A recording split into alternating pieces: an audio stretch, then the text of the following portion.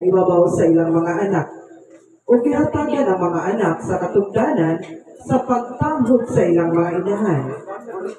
Kung tahuron ninyo ang inyong amahan, makabayad kamo sa inyong mga sala. O kung inyong pasidunggan ang inyong inahan, nagtigom kamo sa dakong bahandi. Kung tahuron ninyo ang inyong amahan, usa ka adlaw ni anak, ang inyong kaugalingong mga anak, maglipay kaninyo. Ang Ginoo nagapatalinghod sa inyong mga pag-ampo. Kung tahuron ninyo ang Ginoo, pinaagi sa pagpasidungog sa inyong amahan o sa paglipay sa inyong inahan, magpuyo kamo o taas nga kinabuhi. Tahura ang inyong mga ginikanan ingon nga kamo ilang ulipon. Pasidunggi ang inyong amahan diha sa tanan ninyong buhaton o isulti.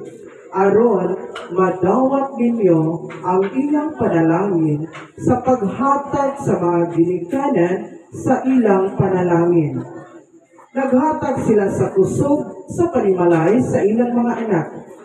Anak, atimala ang imong amahan, inig katigulang na niya.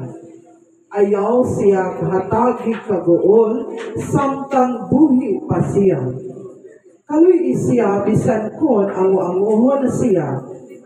Ayaw siya tamaya, tungod lang kay ikaw malikod o maayo paglawas.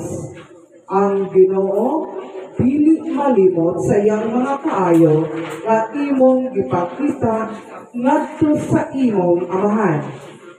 Magtabang kini kanimo aron hibayran ang imong mga kasalanan. Ang pulong sa Ginoo.